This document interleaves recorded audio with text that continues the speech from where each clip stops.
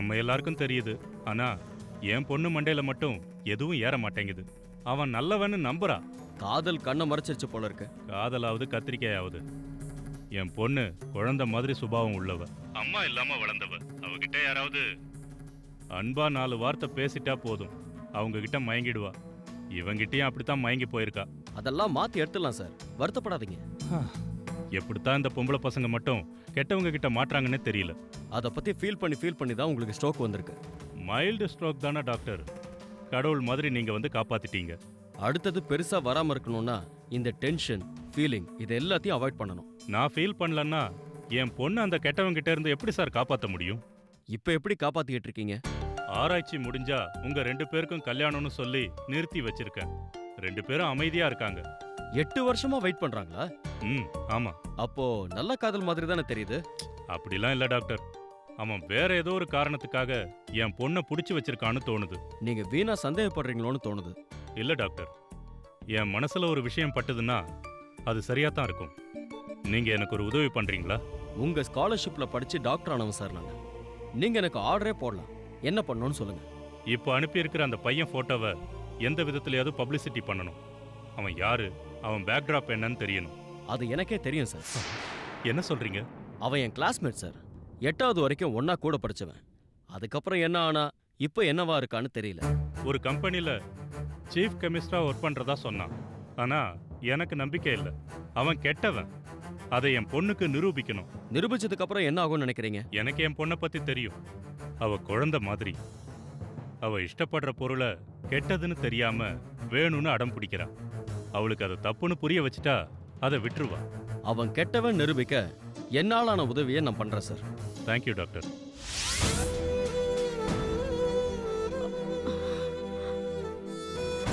இது அம்மா நடந்தது. என்கிட்ட ஒரு வார்த்தையாவது சொன்னீங்களாப்பா? என்ன சொல்லல? உங்களுக்கு ஸ்ட்ரோக் வந்ததை பத்தி என்னன்னு சொல்றது?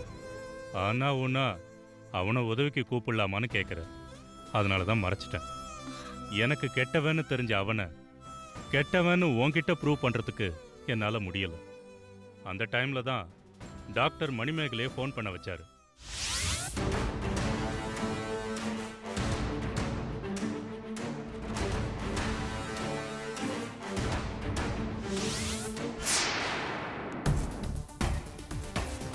நான் சொன்ன மாதிரியே கரெக்டா பேசுனேன். அவன் வருவான், நான் பாத்துக்கிறேன். Very good. அவன் விஷயத்துல நீங்க சந்தேகப்பட்டது சரியா இருக்கு. அவனால இந்த பொண்ணு பாதிக்கப்பட்டிருக்காளா? ஆமா. 2 வருஷத்துக்கு முன்னாடி இவளை பாஸ்கர் லவ் பண்ணிருக்கான். இது ஒண்ணு போதும்.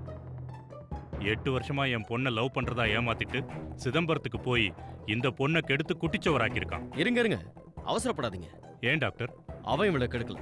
பின்ன டீச்சரா இருக்கிற இவளை லவ் பண்ற மாதிரி நடிச்சு இவ கேர் ஆஃப்ல இருக்கிற இவ ஸ்டூடெண்ட்ஸ் 10 பேரை காணாம போக வச்சிட்டான். இவளும் டீச்சரா? ஆமா. டீச்சரா பார்த்து காதலிக்கிறான். அவங்க மூலமா குழந்தைங்களை கடத்துறான். பொம்பளை குழந்தைங்களா?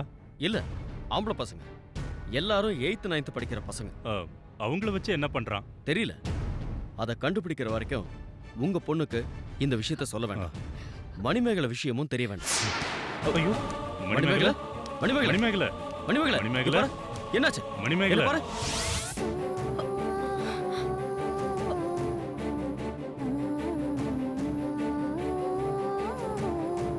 மயங்கி விழுந்த மணிமேகலைய ஹாஸ்பிட்டல்ல சேர்த்தோம்.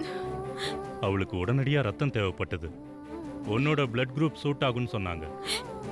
டாக்டர் என்கிட்ட நாம யாருமே பிக்சர்ல வர வேண்டாம், நான் உங்க பொண்ணை பாஸ்கி கிட்ட இருந்து காப்பாத்தி கொடுக்கறேன்னு சொல்லி ஆக்சிடென்ட் கேஸ்னு டிராமா ஆடினாரு. என்னமாச்சு? எங்க ஸ்கூல் பசங்க 4 பேரை போன மாசம்தான் அவங்க கிட்ட நான் இன்ட்ரோடியூஸ் பண்ணேன்ப்பா. அவங்கள கூட காணோம்னு நேத்து தான் சொன்னாங்க. இவன் தான் அவங்கள ஏதோ பண்ணிட்டானோன்னு எனக்கு பயமா இருக்குப்பா. நீ ஒன்னும் பயப்படாதம்மா. டாக்டர் அவனுக்கு கரெக்டா ஸ்கெட்ச் போட்டுக்கிட்டு இருக்காரு. நீ உஷாரா இருக்க வேண்டிய நேரமா இது. சாரிப்பா. இனிமே இந்த மாதிரிலாம் நான் பண்ண மாட்டேன். இது போதுமா, இது போதுமா எனக்கு.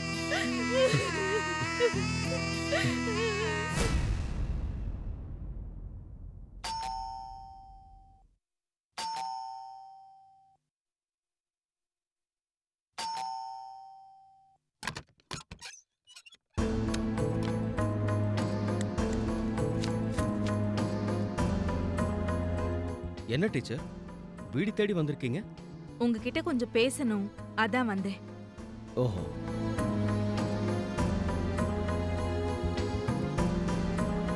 பிடிக்கலன்னா சொல்லிடுங்க, திரும்பி போயிடுறேன். ஐயோ, நான் அப்படி ஒன்றும் சொல்லவே இல்லையே. இல்ல, நீங்க யோசிக்கிறத பார்த்தா எனக்கு அப்படி தோணுச்சு. அதெல்லாம் ஒன்றும் இல்லை, உள்ள வாங்க. ம்.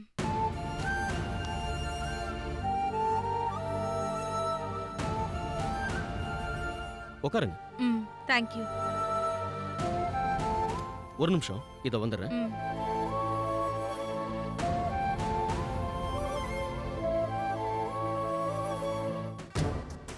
யார் பாது? அந்த கலா டீச்சர் வந்திருக்காங்க. நான் வேணா போயிட்டுமா? வேண்டாம் வேண்டாம், இங்கே இருங்க. ஆ. எதுக்கு வந்திருக்காங்கன்னு விசாரிச்சு அனுப்பிட்டு வந்துடுறேன். சரி.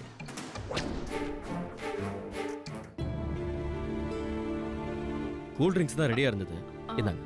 பரவாயில்ல சார். வீட்டுக்கு வர்றவங்கள வெறுமயத்தோட அனுப்புற பழக்கம் எங்களுக்கு இல்லைங்க. பயப்படாம குடிங்க, கூல் ட்ரிங்க்ஸ் தான்.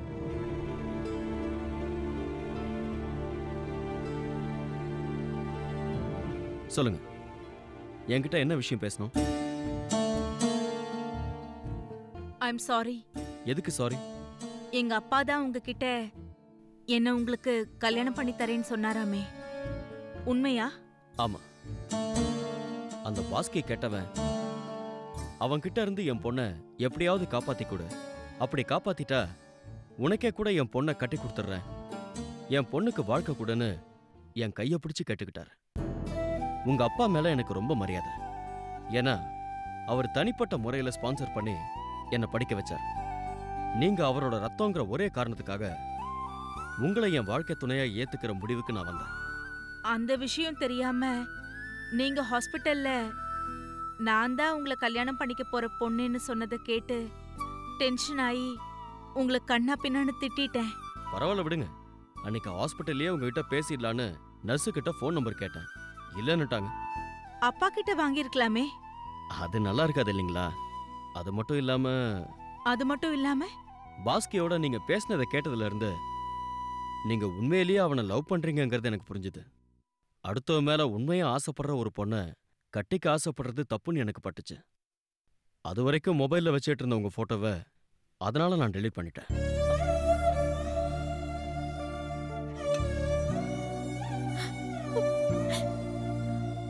ஒரிஜினலா லவ் பண்ற பொண்ணுங்களுக்கு தான் ஃப்ராட் லவர்ஸ் கிடைப்பாங்க போல இருக்கு.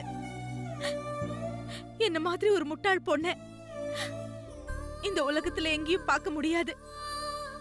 ஏன் அப்படி சொல்றீங்க?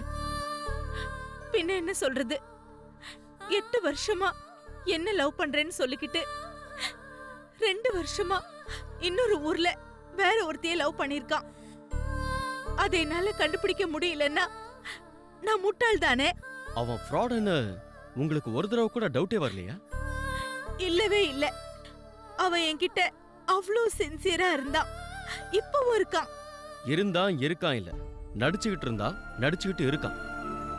ஏதோ ஒண்ணு. காலையில டெய்லி ஒரு ஃபோன் பண்ணுவான், மத்தியானம் ஸ்கூல் கிட்ட வந்து என் கிளாஸ் பசங்க கிட்ட ஏதாவது பேசிக்கிட்டே இருப்பான். அந்த பசங்க கிட்ட பேசுறதுக்காக தான் அவன் டீச்சரையா பார்த்து லவ் பண்ணிட்டு இருந்தான்னு நினைக்கிறேன். ஏன்னா மணிமேகலை கூட அவளை பார்க்க வரும்போது 9th 10th பசங்க கூட தான் பேசிட்டு இருப்பான்னு சொன்னான். அந்த பசங்களை இப்ப காணும். அந்த பசங்களும் காணாம போயிட்டாங்களா? ஆமா, மணிமேகலையோட கிளாஸ் ஸ்டூடெண்ட்ஸ் அப்பப்போ அவன் லவர் கூட பேசிட்டு இருந்திருக்காங்க. அந்த பசங்களை லீவ்ல காணும்.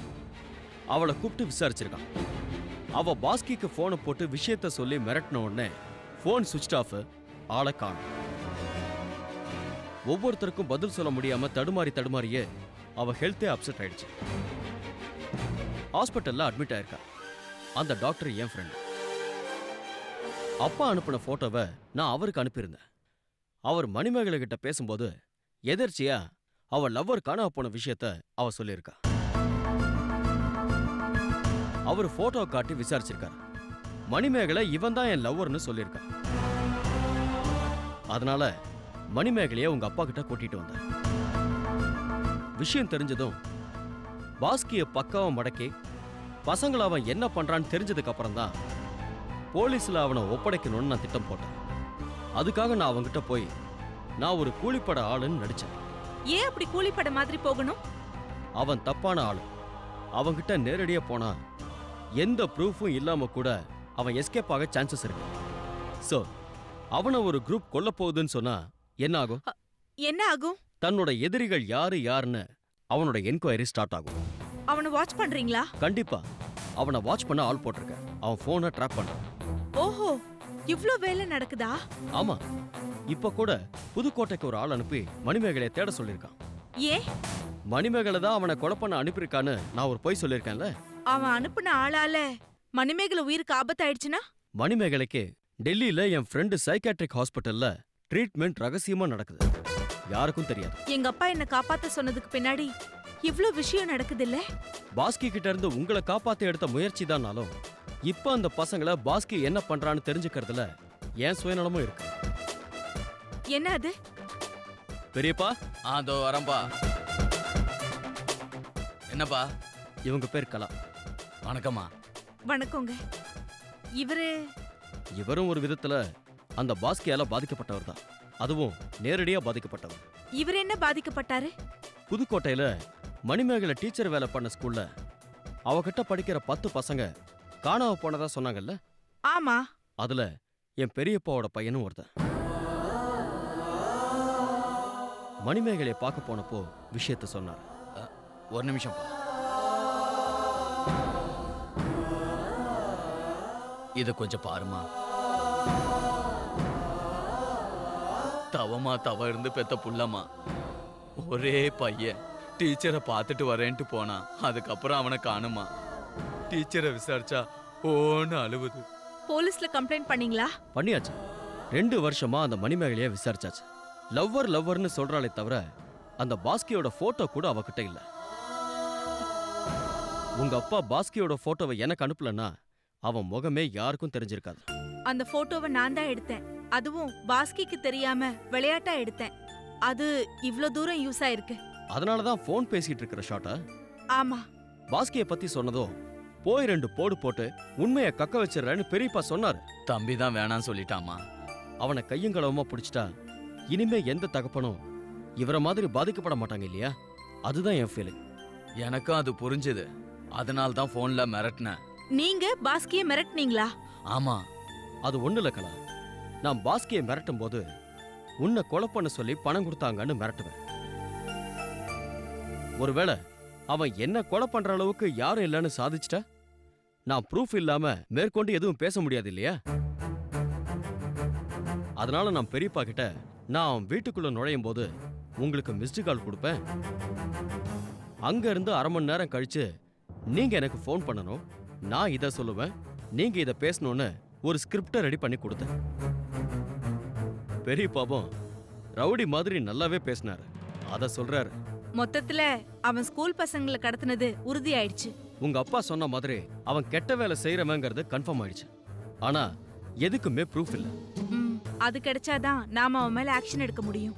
அப்போதான் என் பையனையும் காப்பாத்த முடியுமா? எல்லாம் நடக்கணும்னா நீங்களும் நானும் அவன்கிட்ட எதுவுமே தெரியாத மாதிரி நடிக்கணும். அப்படின்னா நான் உங்களை டார்ச்சர் பண்றதா நீங்க அவன்கிட்ட கம்ப்ளைண்ட் பண்ணணும். அவன் என்கிட்ட சண்டை போடணும், வாய விடணும். அப்படியே பண்ணிடுவோம்.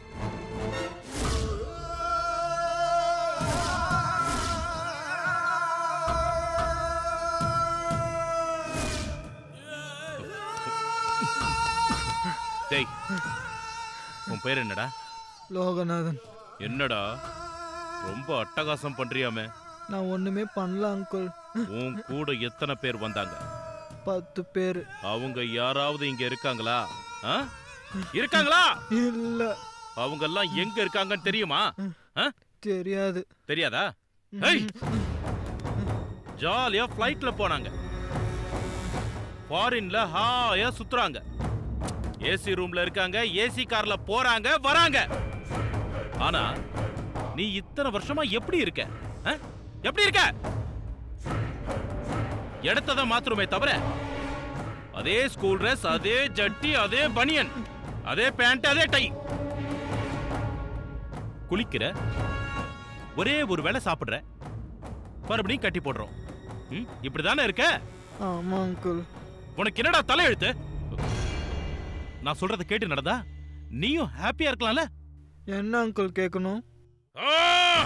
கிளிப்பிள்ளைக்கு சொல்லி கொடுக்குற மாதிரி ஒவ்வொரு வாட்டியும் சொல்லி கொடுக்குறேன். மறுபடியும் ஒண்ணும் தெரியாத மாதிரி கேக்குறீங்களா? ஏய் கேக்குறியா? கேப்பியாடா? ஏய் இங்க பாரு, சாவடிச்சிருவேன். டேய் நான் உன்கிட்ட எதுவுமே சொல்லலையா? சொன்னீங்க அங்கிள். என்ன சொன்ன? இந்த உலகத்துல பணம் தான் ஹீரோன்னு சொன்னா இல்லையா? சொன்னீங்க. அப்பா அம்மா குரு கூட பிறந்தவங்க, படிப்பு வேலை சுகம் துக்கம் பொறுமை உற்சாகம் தூக்கம் பயம் ஏக்கம் கலக்கம், இது ஏதோ ஒண்ணு நம்ம வாழ்க்கையில இல்லைனாலும் நாம கவலைப்பட போறது கொஞ்ச நேரம் தான். ஆனா பணம்,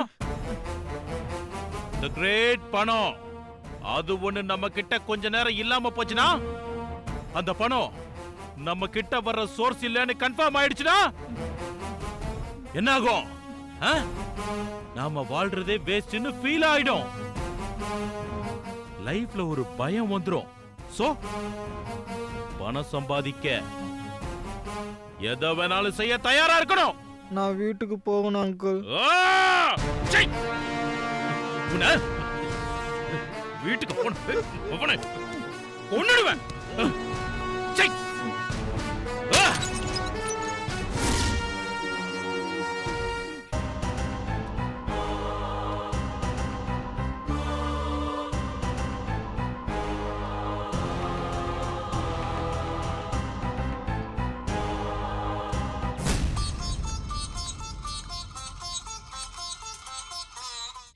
ஹலோ சார். மணிமேகலை மேட்டர் என்னாச்சு? அந்த லேடி அங்க இல்ல சார். எங்க போயிட்டாலாம்? தெரியல சார். யாருக்கும் அவளோட வேற அபவுட் தெரியலையா? இல்ல சார், தெரியல. அவ அக்கவுண்ட் இருக்கிற பேங்க்குக்கு போனியா? போனேன் சார். பெரிய அமௌண்ட் போட்டதாவோ எடுத்ததாவோ ஏதாவது ஒரு டிரான்சாக்ஷன் ஆயிருக்கா? அத பத்தி ஏதாவது விசாரிச்சியா? பியூனுக்கு பணத்தை கொடுத்து விசாரிச்சேன் சார். ரிசல்ட் என்னாச்சு? டிரான்சாக்ஷன் நடக்கல சார். அவ வீட்டை வித்துட்டாளா? இல்ல சார்.